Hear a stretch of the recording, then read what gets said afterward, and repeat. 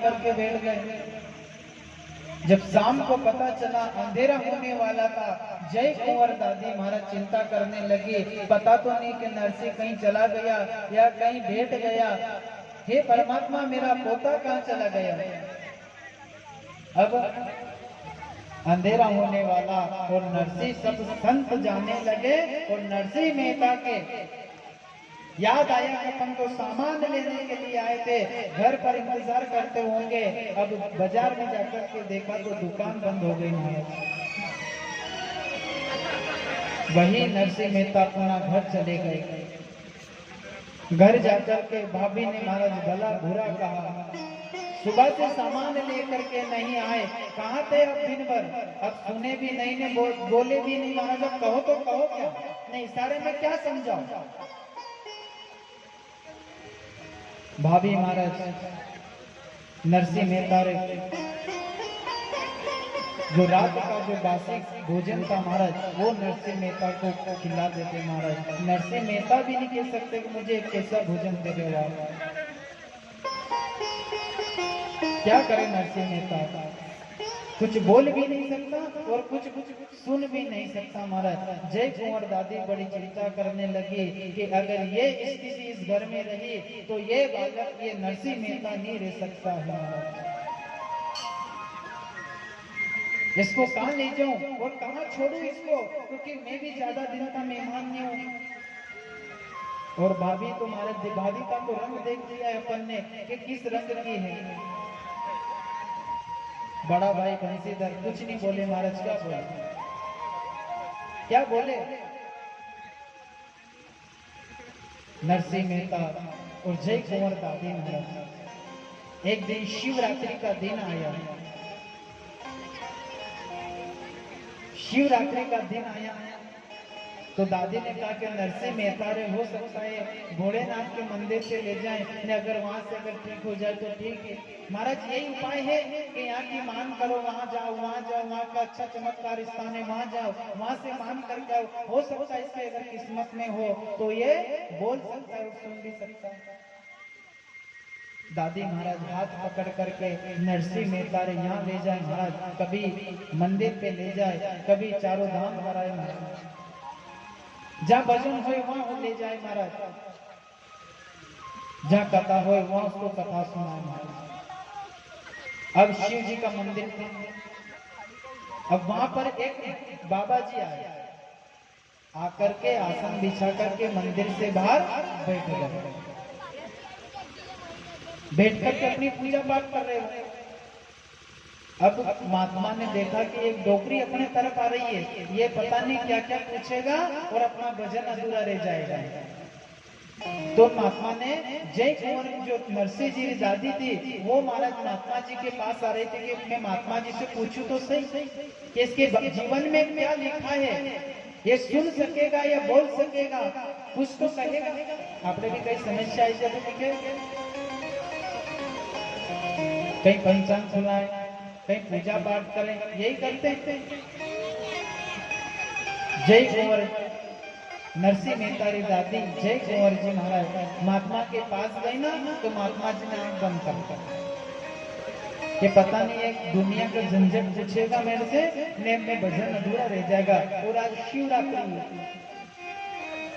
आज शिवरात्रि। अब जाकर के महात्मा के पास बैठ गए। जय कुंवर जी बोल रहे कि बाबा जी जय श्री कृष्णा, ओ बाबा जी जय श्री कृष्णा। बाबा जी बोले कि अगर बोल घुमा तो पता नहीं कहीं पूछेगा। अब जय कुंवर जी ने पूछा, हो सकता है ये कृष्ण के भगत नहीं और राम जी के भगत होंगे। तो बाबा जी से पूछेंगे, बाबा जी राम राम, ओ बाबा जी राम राम। बाबा जी फिर भी नहीं बोले। कई प्रयत्न करने लगी, फिर हाथ पकड़ करके जय कुंवर दादी ने महात्मा से बोला, अरे बाबा जी कुछ तो बोलो, आंखें तो बोलो, आंखें तो खोलो। बाबा जी ने आंखें खोली, बोला क्या हुआ कि मैं आपसे कुछ पूछने आई हूं। मैं पहले मंदिर नहीं से गई महाराज, मैं डायरेक्ट आपके पास आई और आपसे पूछना है कुछ। कि बोलो क्या पूछना है? कि आप मुझे ये बताओ कि ये मेरा पोता नरसिंह मेहता नाम है और ये जन्म से बेरा और गूंगा है, इसके जीवन में क्या लिखा? अब महाराज बाबा जी तो संकोच में पड़ गए। अब बेरा और गूंगा महाराज कहीं बोल सके? ये तो हो ही नहीं सकता। मैं अगर मैं कह दूं कि हाँ ये सुनने लग जाएगा, बोलने लग जाएगा, मैं अगर नहीं सुना और नहीं बोला तो फिर अपने को कोई छोड़े? मैं अगर बोलने भी लग जाए, मैं सुनने भी लग जाए, तो अभी मंदिर के भगवान तो साइड में रह जाएंगे और यहाँ मेला लग जाएगा। दोनों समस्या आ गई। फिर उन्होंने कहा कि ये इनको बुलाना पड़ेगा, इनको सुनवाना पड़ेगा आपको, क्योंकि इसके मेरे सिवा इसका कोई सहारा नहीं है और ये स्थिति रही तो पता नहीं मेरे इस पोते का क्या होगा। अब नरसिंह मेहता बैठे हैं। बाबा जी ने कहा नरसिंह मेहता से इशारा करा कि इधर आओ मेरे पास। आकर के बैठा और उन बाबा जी ने नरसिंह मेहता के कान में जाकर के कहा कि बोलो जय श्री कृष्णा। हमारा सुने तो बोले, नहीं तो कहीं बोले। बोलो राम राम, राधे राधे, जय श्री कृष्णा। बार बार कहने पर जब परमात्मा ने सुन लिया और नरसिंह मेहता धीरे धीरे बोलने लगा कि जय श्री कृष्णा, जय श्री कृष्ण। धीरे धीरे बोलने लगा और धीरे धीरे कान से सुनने भी लगा और बोला कि बोलो जय श्री कृष्णा, जोर से बोलो जय श्री कृष्णा। और इतने में नरसिंह मेहता ने बोल दिया कि जय श्री कृष्णा, बोले बांके बिहारी लाल की जय। नरसिंह मेहता वहां सुनने लग गया और बोलने भी लग गए। अब दादी तो खुश हो गई। कहा मंदिर ने कहा बाबा जी, वो तो डायरेक्ट घर जाने लगी। लेकिन बाबा जी ने कहा कि देखो गांव में जाकर के बोलना मत कि ये सुनने लग गया है ने बोलने लग गया है ने उन्होंने ठीक कर दिया है, नहीं तो अभी मेला लग जाएगा और मैं किसका जीवन है, किसका किस्मत देखूंगा। मैं तो भोलेनाथ को मनाने आया हूँ, आज शिवरात्रि है। और नरसिंह मेहता को बोलो कि अंदर जाकर के शिव जी को जल चढ़ाए। नरसिंह मेहता ओम नमः शिवाय, ओम नमः शिवाय का जाप कर रहे हैं। दादी कह रही कि जाओ नरसिंह मेहता, जल का लोटा लेकर के आज शिवरात्रि महापर्व है, सब दर्शन करने आए हैं, तो चलो अपन भी दर्शन करने चाहिए। तो कौन कौन करेंगे शिव जी के दर्शन करना चाहेंगे? हाँ काय करना, दर्शन करेंगे भगवान है ना। तो शिव जी को मनाने जाने लगे हैं और कह रहे हैं क्या कि मैं तो शिव ही शिव को ध्याओ, मुझ से स्नान कराओ। मैं तो शिव ही शिव ध्याओ, मुझ से स्नान कराओ। मैं तो शिव ही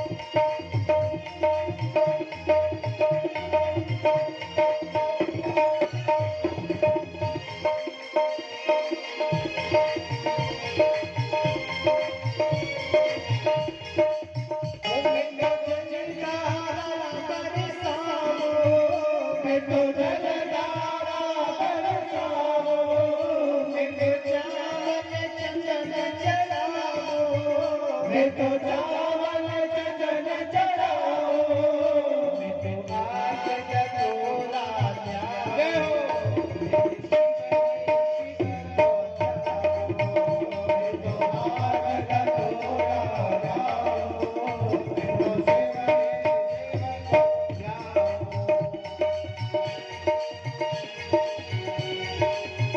हरि बोल।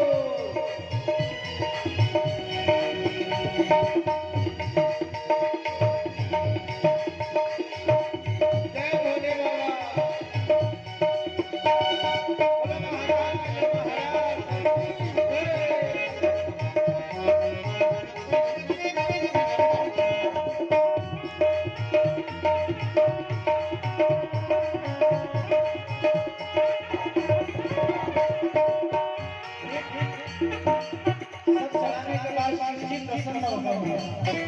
शिव जी नरसिंह मेहता को दर्शन दिया और कह रहे हैं क्या, वो जब प्रसन्न भये शिव राजा, जब प्रसन्न भये शिव राजा, जब प्रसन्न भये शिव राजा, जब प्रसन्न भये शिव राजा, मेरे मन महाजोगति राजा, मेरे मन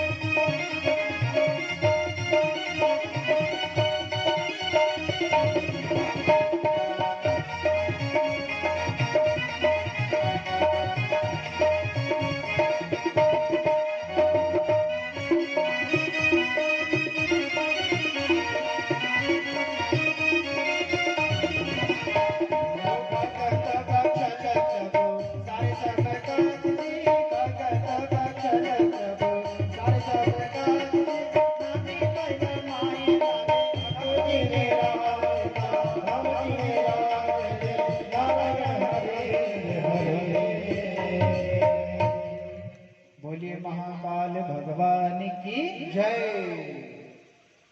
अब शिव जी प्रसन्न हो गए, नरसिंह मेहता ठीक हो गए। अब जय कुंवर दादे तो इतनी खुश हुई, महाराज इतनी खुश हुई, शिव जी के दर्शन करके घर आई और घर आकर के महाराज पूरे गांव में ढिंढोरा पीट दिया कि मेरा पोता नरसिंह मेहता सुनने लगा और बोलने लगा। ये तो शिव जी का चमत्कार हो गया। अब घर गए, जाते ही पहले तो नरसिंह मेहता की भाभी कहने लगी जय कुंवर दादी से कि आप दिन भर के कहां गए थे और ये कोई समय है घर आने का, कोई काम काज कुछ भी नहीं, भोजन का समय हो गया और आप आ गए। अब महाराज जय कुंवर दादी कहे कि देख मेरा पोता नरसिंह मेहता बोलने लगा और सुनने भी लगा। तो महाराज भाभी कहे कि ये क्या हो सकता है, क्या कोई बेरा सुन सकता है, क्या गूंगा कभी बोल सकता है क्या? ये तो हो ही नहीं सकता। दादी ने कहा नरसिंह मेहता से कि नरसिंह जा तेरे भाभी से जय श्री कृष्णा तो बोल, बता तू कि तू बोल सकता है कि नहीं बोल सकता। नरसिंह मेहता के भाभी ये सत्य बात है, मैं शिव जी के मंदिर गया था और शिव जी ने आशीर्वाद दिया और मैं बोलने लगा। भाभी तो महाराज और मुंडो चढ़ेगी। अब घर आए, घर आकर के महाराज नरसिंह मेहता प्रेम से रहने लगे, कुछ बड़े हुए और नरसिंह मेहता का विवाह हुआ। और विवाह होकर के महाराज पहले तो उनको घर से निकाल दिया था महाराज। नरसिंह मेहता जो थे ना, बड़े हुए तो भाभी महाराज जो मन में आवे सो कहवे। अब नरसिंह मेहता तो बोलने लगे, सुनने भी लगे, लेकिन दादी की एक इच्छा अधूरी रह गई और वह दादी युवा अवस्था में हो गई। इतनी खुशी हुई, इतनी खुशी हुई कि वह अपने प्राण को छोड़ करके भगवान के धाम चले गए। लेकिन एक कामना रह गई थी कि मेरा नरसिंह थोड़ा बड़ा हो जाएगा तो इसका विवाह हो जाएगा तो ये इनके घर गृहस्थी लेकर के कहीं भी जा सकता है। वो टेंशन रह गई महाराज। भाभी काम बतावे, कभी पानी मंगावे महाराज सरोवर से, कभी खेत का काम बतावे और काफी परेशान हो गए नरसिंह मेहता। और उन्होंने कह दिया कि जाओ ये घर छोड़ करके चले जाओ, ये घर छोड़ करके चले जाओ आप। नरसिंह मेहता कहे कि भाभी मैं भी यही चाहूं कि मुझे कब घर से निकाले और मैं भगवान का भजन करूं महाराज। वही जाने लगे, घर छोड़ करके बड़े भैया को प्रणाम किया, बंसीधर को भैया घर का ध्यान रखना, मेरी कोई चिंता मत करना। भाभी को प्रणाम करा और वहां से नरसिंह मेहता घर छोड़ करके वन में जाने लगे। वन में गए, वन में जाकर के देखा तो शिव जी का मंदिर ने हनुमान जी का मंदिर। अब देखो गांव में जो रहनी, जो वन में गांव से दूर के कौन कौन से मंदिर रहते हैं, एक तो शिव जी को रहे और एक हनुमान जी को रहे। ये दो ही मंदिर आपको गांव से हमेशा बाहर ही मिलेगा। और बीच गांव में कौन सा मिलेगा? राम जी का, कृष्ण जी का, विष्णु भगवान का। क्यों ये दो मंदिर बाहर क्यों और गांव के अंदर कृष्ण का मंदिर क्यों? क्योंकि हनुमान जी ने ना तो कोई सोना को सिंहासन, कोई चांदी का मुकुट, कहीं तो नहीं मिले ना। अगर चोर चोरी करवाना है तो ले कहीं जाए। एक शिव जी को मंदिर है, वो भी वन में अधिक गांव से दूर ही मिलेगा आपको। क्यों?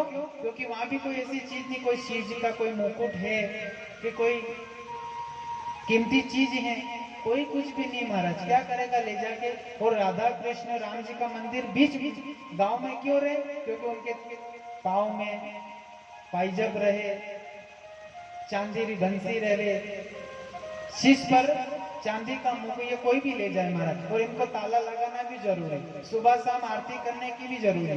और शिव जी और हनुमान जी के भले कोई भगत आवे तो आवे, नहीं भी आवे तो अपन को राजी। इन दोनों को तो कोई मतलब ही नहीं, शिव जी और हनुमान जी को।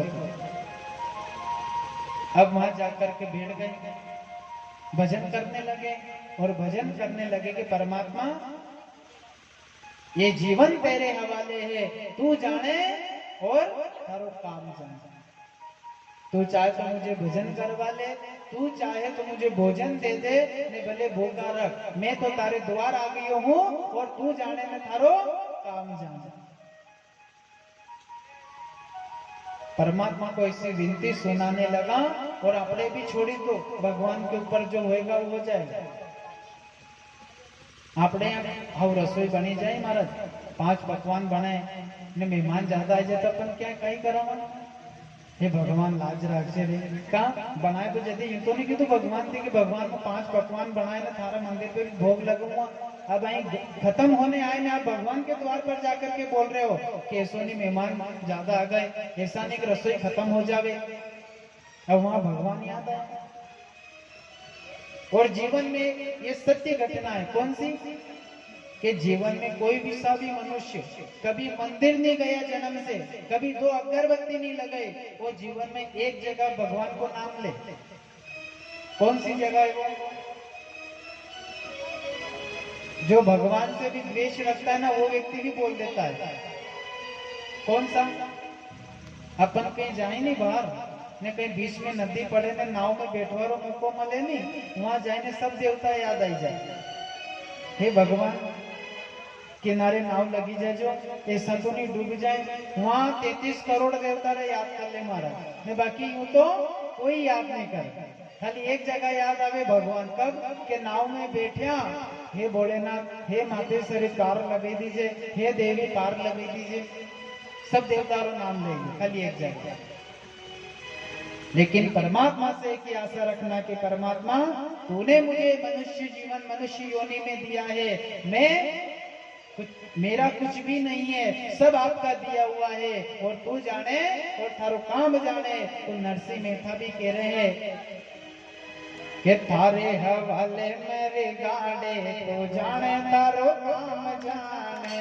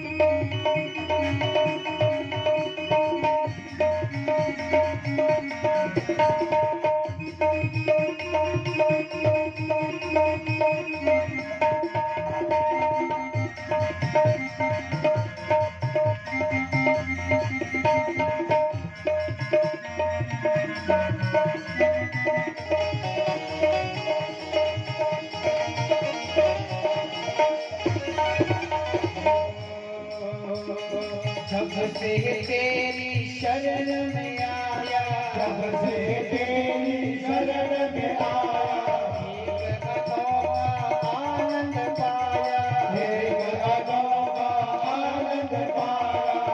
मेरे मन का मीत तुम्हीं हो, मेरे मन का मीत तुम्हीं हो, आस तुम्हीं हो, उम्मीद तुम्हीं हो, आस तुम्हीं हो, उम्मीद तुम्हीं हो। तुझ पे भरोसा दो, जाने तारो जाने, जाने भरोसे तुम्हारे, जाने भरोसा तुम्हारे, जाने भरोसे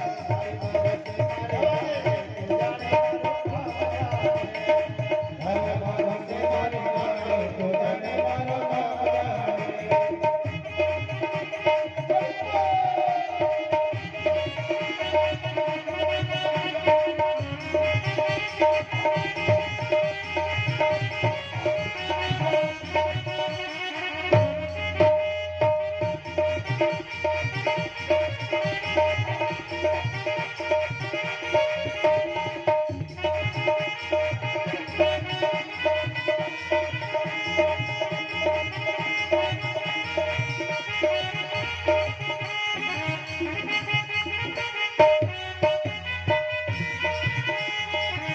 तुम्हारे।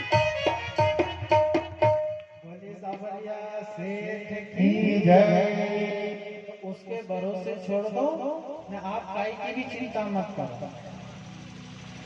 चिंता करे तो चिंता मिले, और चिंतन करे सो भगवान।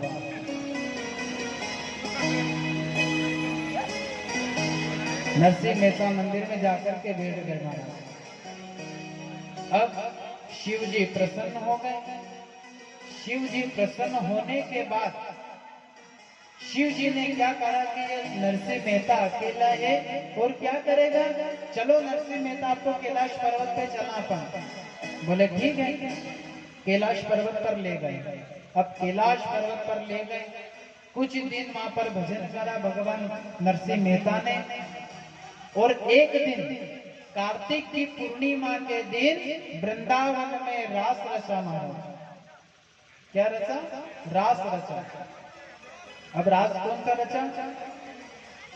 अब भगवान को राज महाराज, सभी गोपियां महाराज वहां रास,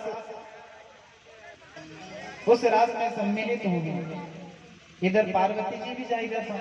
अच्छा तैयार भैया ने, अब तैयार वही ने पार्वती जी जाने लगे ना। शिव जी ने कहा कि क्यों पार्वती आप तैयार होके कहां जा रहे हो?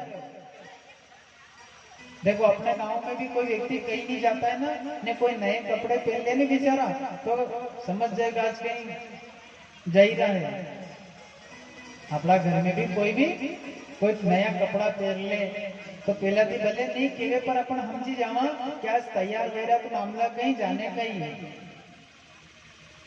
अब पार्वती से कहा कि पार्वती कहाँ जा रहे हो तैयार होकर? कि प्रभु आपको पता नहीं आज कार्तिक की पूर्णिमा है, और इस पूर्णिमा पे भगवान बांके बिहारी वृंदावन में रास रचाते हैं, और वहां सभी गोपियां जाते हैं। सभी गोपियां बोले हाँ, क्या हमें भी ले चलो ना?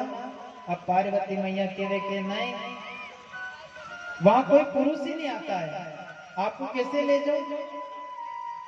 बोले कैसे भी करके भगवान का दर्शन तो करवाना पड़ेगा आपको। बोले कि कैसे करो दर्शन, वहां कोई आपको आने ही नहीं देगा। बोले कि कुछ भी करो और मुझे भगवान का दर्शन करवाना बहुत जरूरी है। बोले कि दर्शन करना है? बोले कि हाँ, तो एक काम करना पड़ेगा कि क्या कि आपको भी साड़ी पहनना पड़ेगा, गोपी बनना पड़ेगा। अब देखो भगवान के दर्शन करने के लिए शिव जी ने गोपी बनना पड़ा महाराज। अब गोपी बने, अब अपने कितने भी नाटक कर अपना भी कोई कहीं की अक्कल हो ही गई महाराज, करने की अक्कल करवाने भी अक्कल की जरूरत पड़े अपने, करने की नकल उतारने के लिए भी अक्कल की जरूरत पड़े। अब शिव जी तो गोपी बन गए और पार्वती ने कह दिया कि एक काम करना, घूंघट निकाल लेना और ये सांप ने बिच्छू ने यही छोड़ दे तो अभी कैलाश पर्वत पर। अब गोपी बन गए महाराज शिव जी। जाने लगे कि कुछ बोलना मत, सबसे आगे मैं हो जाऊंगा और पीछे पीछे आप आ जाना और कुछ भी मत बोलना और जाकर के चुपचाप जाकर के बैठ जाना और रास देखना। सब समझा दिया। अब अपन महाराज कितना भी करो, कोई किसी की नकल नहीं हो। अब शिव जी जाने लगे, इधर साथ में नरसिंह मेहता भी साथ में महाराज और माता पार्वती साथ में। अब साथ में जाने लगे तो वहां के मंत्रियों ने रोका कि आप कहां से, तो बोले कि मैं कैलाश पर्वत से हूँ, माँ पार्वती हूँ। कि वह चलो अंदर चले जाओ। अब शिव जी का नंबर आया। शिव जी से कहा कि गोपी तू कहाँ की रहने वाली है? अब शिव जी कहे कि मैं कोई गोपी नहीं हूँ, मैं तो शिव हूँ। तो मंत्री ने रोक दिया। अब पार्वती सोचने लगी मैंने मना करा था ना बोलने का। जैसे तैसे महाराज उनको वहां से निकाल करके अंदर लाए और अंदर ला करके बोले वहां बैठ जाओ चुपचाप, अब बोलना मत। बोले कि ठीक है।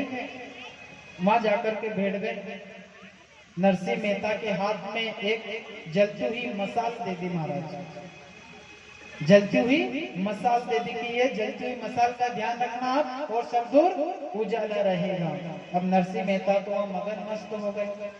अब इधर शिव जी बैठे घूंघट निकाल करके और इधर पार्वती बीच में बाके बिहारी खड़े हुए हैं और आसपास की गोपियां उनके आसपास रास रचा रहे हैं और कह रहे हैं, क्या कह रहे हैं?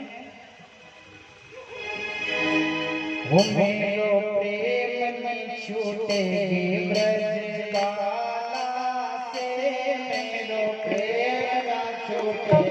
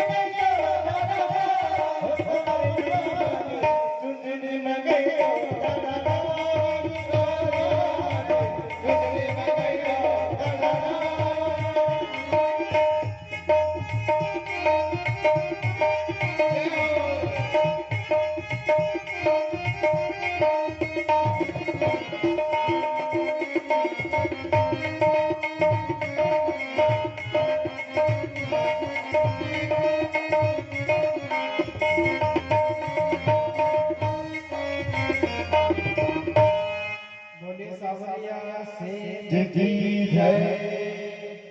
अब महाराज शिव जी बैठे हैं और भगवान ने ऐसी बंसी बजाई, महाराज ऐसी मुरली की धुन बजाई कि शिव जी भूल गए कि अपन गोपी बन के आए हैं। अब महाराज ऐसा रास रचा कि शिव जी भी उठ करके नाचने लगे। अब बांके बिहारी प्रभु द्वारिकाधीश समझ गए थे कि ये कोई गोपी नहीं है, ये गोपी का कोई नाटक करके आया है। और जब पता चला तो शिव जी हैं और सब गोपियां हंसने लगी और इधर प्रभु सबके हंस रहे हैं और इधर जो नरसिंह मेहता महाराज मुसल लेकर के खड़े थे, महाराज जलती हुई मशाल लेकर के खड़े थे। वो मशाल जलती जलती महाराज उनके हाथ तक आ गए और नरसिंह मेहता को पता नहीं चला कि अपना हाथ भी जल रहा है। महाराज वो मसाल महाराज जलते जलते हाथ जल गया और सब हंस रहे थे। और उसी समय बांके बिहारी की नजर नरसिंह मेहता पर पड़ी और जाकर के नरसिंह मेहता से महाराज वो मसाल लेकर के फेंकी और उनके हाथ पर अपने कपड़े से महाराज पट्टी लगाई। भगवान कहे ठाकुर जी, अरे नरसिंह मेहता आपको पता नहीं चला, आपका हाथ जल रहा था, आपको दर्द नहीं हो रहा था? तो नरसिंह मेहता कहे, हे ठाकुर जी मैं तो आपके भजना में इतना मगन हो रहा था कि मुझे कुछ भी पता नहीं चला, मुझे कुछ भी पता नहीं चला महाराज। क्योंकि भगवान से लगन लग जाती है तो अपने को पता नहीं चलता महाराज। अब भगवान ने कहा कि तुम्हारा हाथ जल गया है, मांगो आपको क्या चाहिए, मैं आपको वरदान देता हूं। नरसिंह मेहता कहे कि मुझे कुछ नहीं चाहिए प्रभु, आपकी शरण और आपका भजन मुझे मिलता रहे, मैं उसी में राजी हूं। फिर एक काम करो, नरसिंह मेहता रे कुछ भी नहीं मांगा, फिर भी प्रभु ने ठाकुर जी ने एक राग दे दिया। कौन सा राग? राग केदार राग दिया महाराज। केदार राग हर व्यक्ति के 2 नंबर रहते हैं।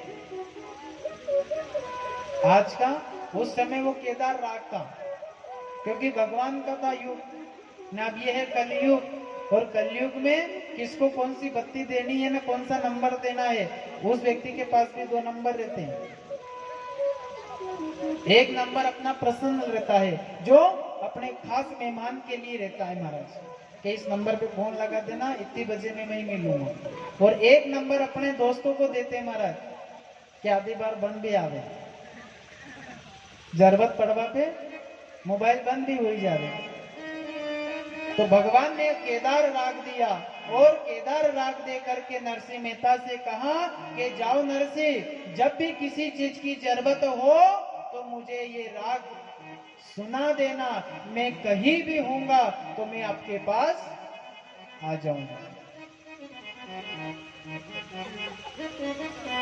क्योंकि देखो एक ये भी बात है, हर एक घर के 2 दरवाजे रहते हैं कि नहीं रहते? कोई पया मांगवा वाला आ जाए तो पाछे का दरवाजे से बाहर रह जाए ने, कभी घर में मेहमान आ भी जाए ने शक्कर नहीं मिले तो पाछे का दरवाजे से मजम से पड़ोस के वहां जाओ ने गिलास भर के ले आओ महाराज, क्योंकि वो भी एक पर्सनल दरवाजा है महाराज। अब वही भक्त वत्सल करुणा निधान एक राग केदार राग दिया नरसिंह मेहता को, और एक करतार दी और एक टोपी दी महाराज। ये 3 चीजें प्रभु ठाकुर जी ने नरसिंह मेहता को दिया कि नरसिंह मेहता से कहा कि जब भी आपको दुख आवे, जब भी आपको जरूरत लगे, ये राग मुझे सुना करके मुझे बुला लेना। तो वही नरसिंह मेहता कहते हैं कि भगत बख्शल प्रभु सारे सब काज जी, हो नानी बैरा मायरा रे ठाकुर जी रे लाज सीता राम जी रे लाज जय जय नारायण हरे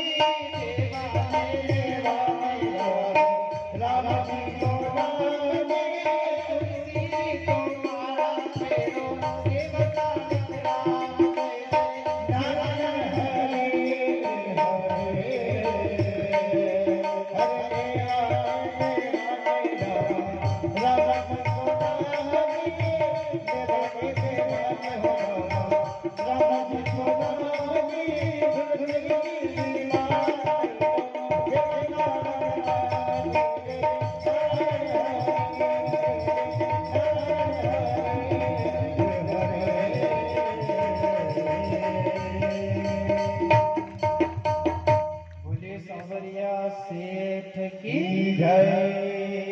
नरसिंह मेहता के वे कोई भी आवे महाराज द्वार पर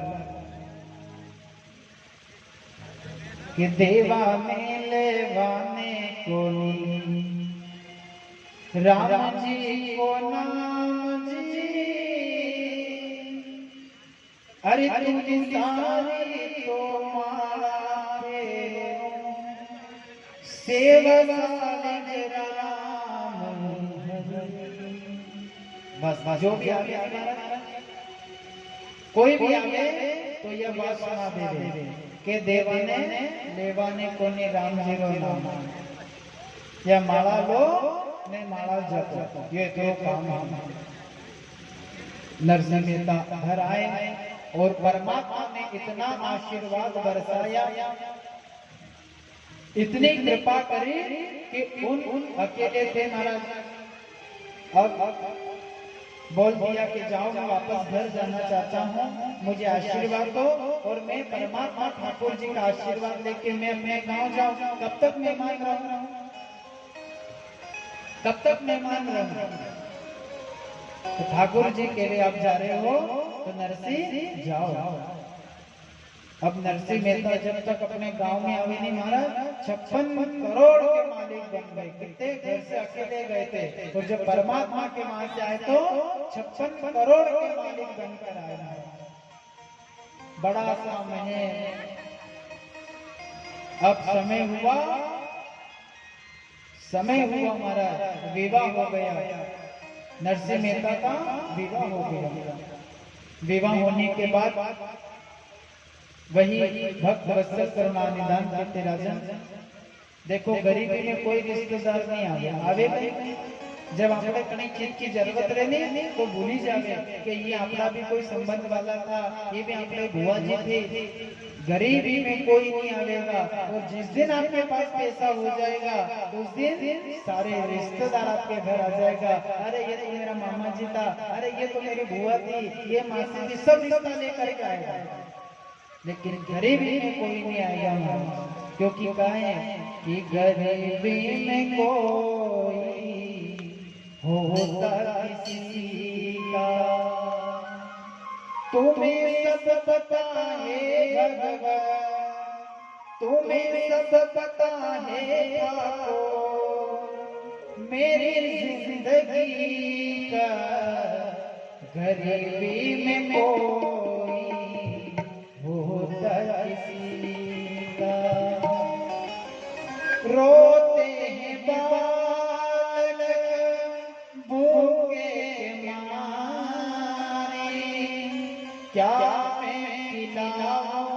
भगवान तू ही बता दे, ऐसा क्यों लिखा रे भगवान, ऐसा क्यों लिखा रे ठाकुर, मेरी जिंदगी का गरीबी में कोई हो तरसी, गरीबी में आपका कोई साथ नहीं देगा महाराज।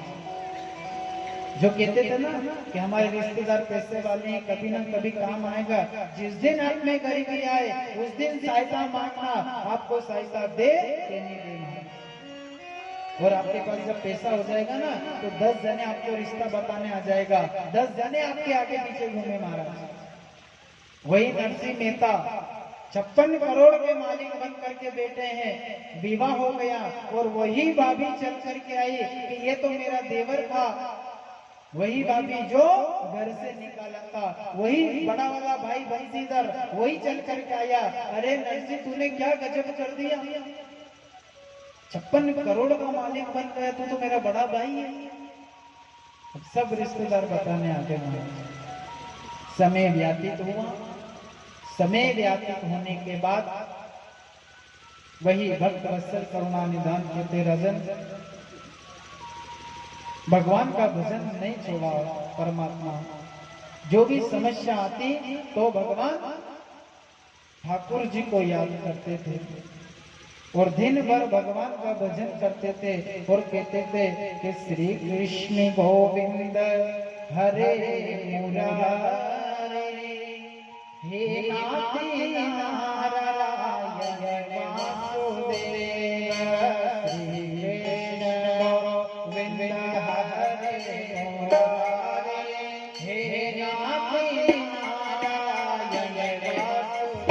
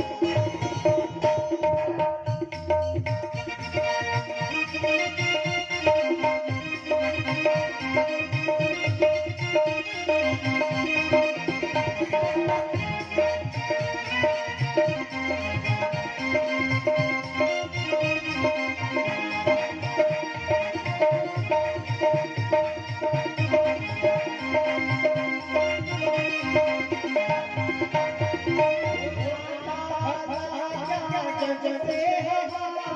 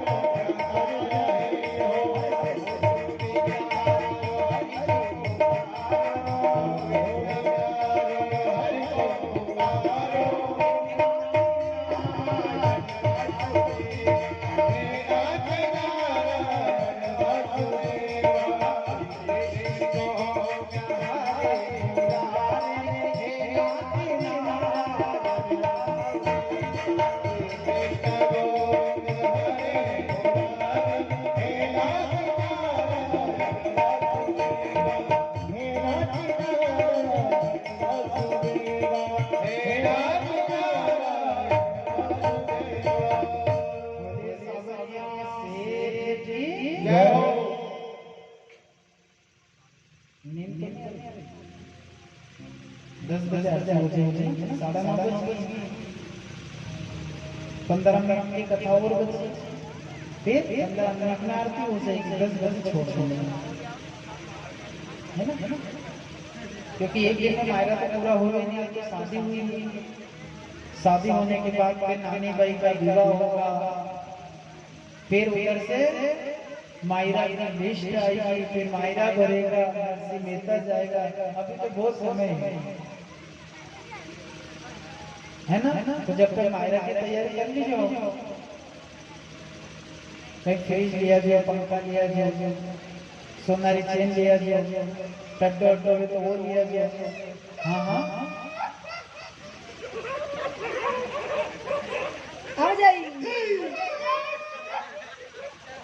अब वही भक्त वत्सल करुणा निधान कहते हैं, समय व्यापी हुआ, नरसिंह मेहता 56 करोड़ के मालिक बन करके बैठे हैं। उस नगर में आसपास, जूनागढ़ के आसपास जितने भी गांव थे, जितने भी सेठ थे, सब उनसे लेन देन करते थे महाराज। नाम चल गया था, किसी को कुछ जरूरत होती तो के नरसिंह मेहता जी सेठ के वहां चले जाओ, वहां से खाली कोई नहीं आता था महाराज।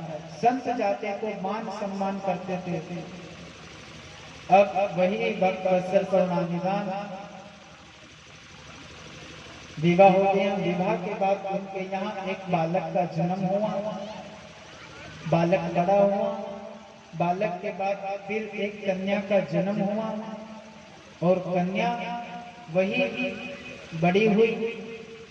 बड़े प्रेम से नरसिंह मेहता और नरसिंह मेहता की पत्नी और उनके बालक और बालिका नानी बाई और श्यामल दास महाराज,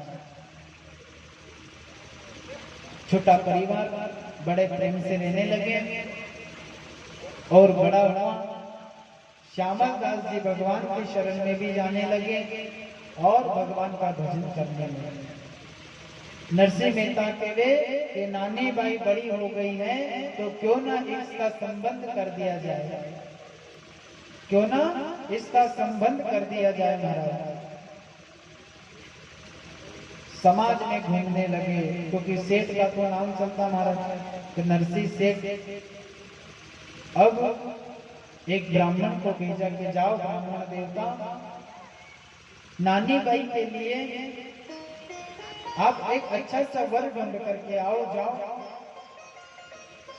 तो पहले क्या था महाराज, पहले ब्राह्मण देवता जाते थे, कहीं भी संबंध करने जाते थे ना, तो ब्राह्मण जाते थे। थोड़ा सा और समय व्यतीत हुआ तो दादा दादी जाते थे लड़की या लड़का देखने। थोड़ा सा समय और कम हुआ तो माता पिता जाने लगे। और आज को समय तो ये आएगा, जब तक लड़का लड़की नहीं देखे तो संबंध नहीं हुआ।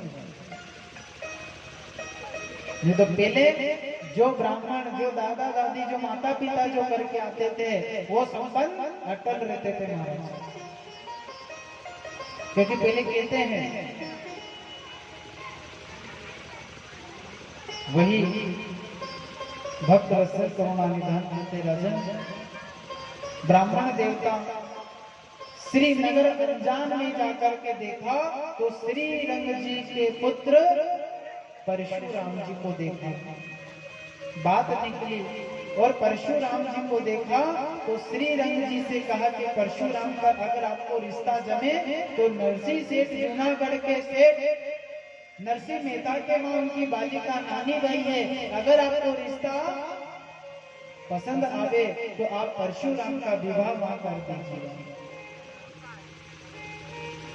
इसका विवाह वहां कर दीजिएगा। तो श्री रंग जी आकर के देखा, नरसिंह मेहता से मुलाकात करी और नरसिंह मेहता से कह दिया कि मैं अपने बालक परशुराम का विवाह मैं इस घर में तय करके जाता हूं। अब उस समय नरसिंह मेहता के पास अनेक प्रकार का धन था महाराज, बड़े धूमधाम से महाराज नानी बाई का विवाह किया और विवाह करने के बाद जब समय आया मुहूर्त निकाला, मुहूर्त निकालने के बाद विवाह का समय निकाल करके विवाह की तैयारी करी।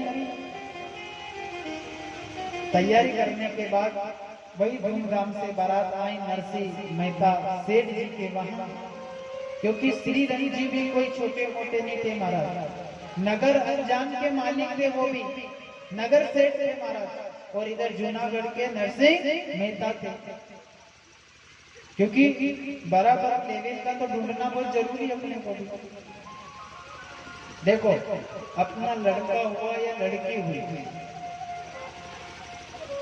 लड़का हुआ या लड़की हुई, उसका संबंध वही करना अपनी बराबरी के साथ, ना ज्यादा पैसे वाला देखना और ना गरीब देखना महाराज। अपन कौन सी स्थिति में है वो स्थिति देख करके हमारा संबंध कर देना। आप सोचो के साथ अपन गरीब ने अपन छोरी के तो चो पयावाड़ा के वहां शादी करेगा, शादी तो हो जाएगी, वो लड़की भी ले जाएंगे महाराज, लेकिन मिलवा का थोड़ा पड़ी जाएगा अपना। नगर वहां विवाह होगा नहीं तो वहां की भी मायरा की लिस्ट आएगा, अपन फिर धीरे से एक दो बीघा खसकानी पड़े अपने, तो मायरो भरा ही नहीं है ना। अपने अन्य समाज में तो विवाह थोड़ा भले कम हो जाए पर मायरो इतना जावे एक पूछो मत, सबसे महंगा मायरा ही पड़ता था। अब वही नरसिंह मेहता ने, श्री रंग जी भी बड़े नगर अंजान के सेठ थे, बराबरी के लेवल में अपनी कन्या का विवाह कर दिया। और विवाह करने के बाद नानी बाई अपने पिताजी से कह रही है विदाई का समय आ गया, और विदाई करने के बाद अपने पिताजी से कह रही है पिताजी आप मुझे मिलने आओगे ना, मुझे भूल मत जाना। करुणामय करुण रस भर करके वही नगर जूनागढ़ में सारे गांव के रिश्तेदारी सब इकट्ठे हुए, सब रोने लगे। आज नानी बाई पराई हो गई है महाराज, इतना बड़ा करके महाराज इस आंगन में खेली, बड़ी हुई उसकी रक्षा करी, और आज इस आंगन को छोड़ करके नानी बाई जा रही है।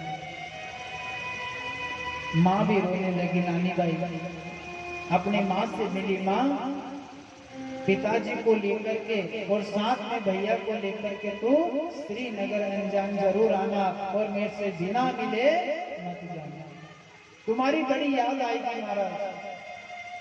पिताजी रोने लगे, नरसिंह मेहता के आंखों में आंसू आ गए महाराज। आज मुझे भी ये देखना पड़ेगा कि मेरे कलेजे टुकड़े को एक पराया पड़ेगा महाराज, एक दूसरे के देना पड़ेगा। पूरे रिश्तेदार रोने लगे, और कोई नानी बाई रही महाराज मेरा मेरा आश्वासन था जो मुझे पराई करना महाराज। तो नानी बाई कह रही है पिताजी से ये सुने मेरे बाबूल, सुने मैया, सुने मेरे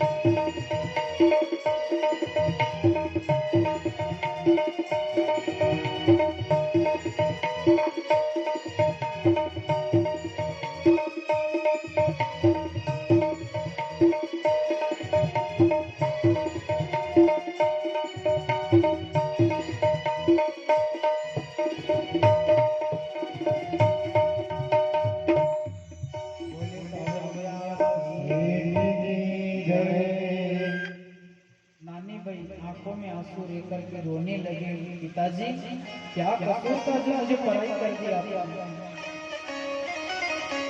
नरसिंह मेहता कहे कि नानी भाई ये तो अपना कर्म है, ये तो अपना धर्म है महाराज।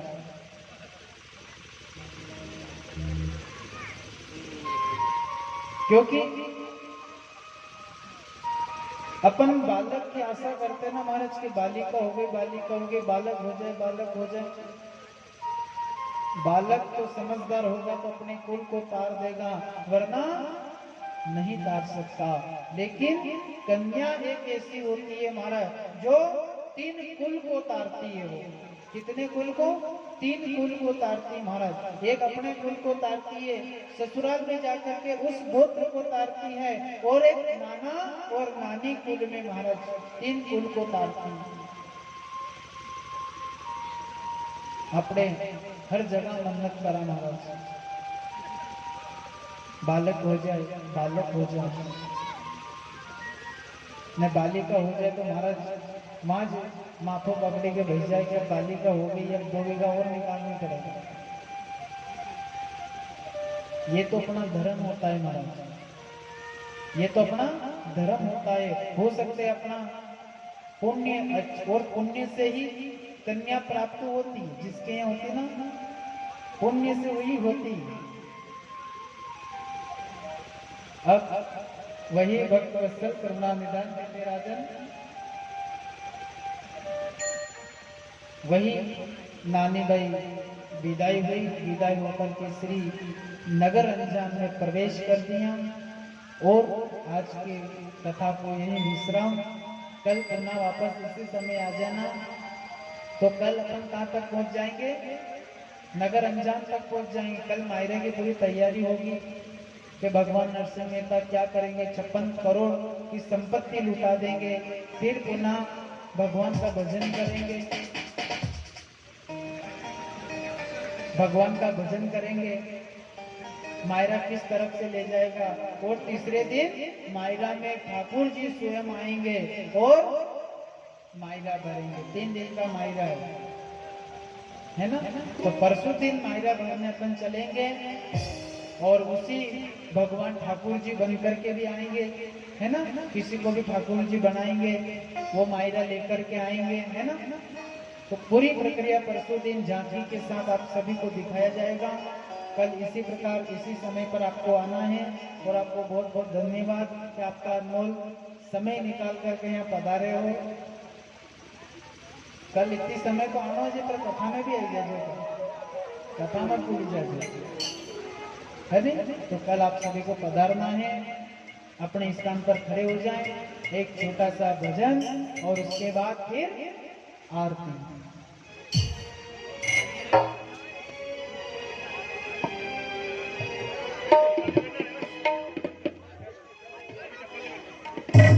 बोले सावरिया से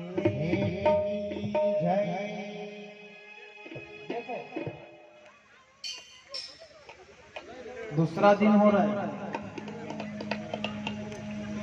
है ना। और कोई भी खड़े नहीं होते, ना तो कथा में होते ना भजन में खड़े होते हैं। इसीलिए आप तन मन धन से भगवान का जितने साथ देंगे, जितना आनंद लेना है, जितनी भक्ति करना उतनी कर लेना महाराज। आइए एक छोटा सा भजन, उसके बाद आप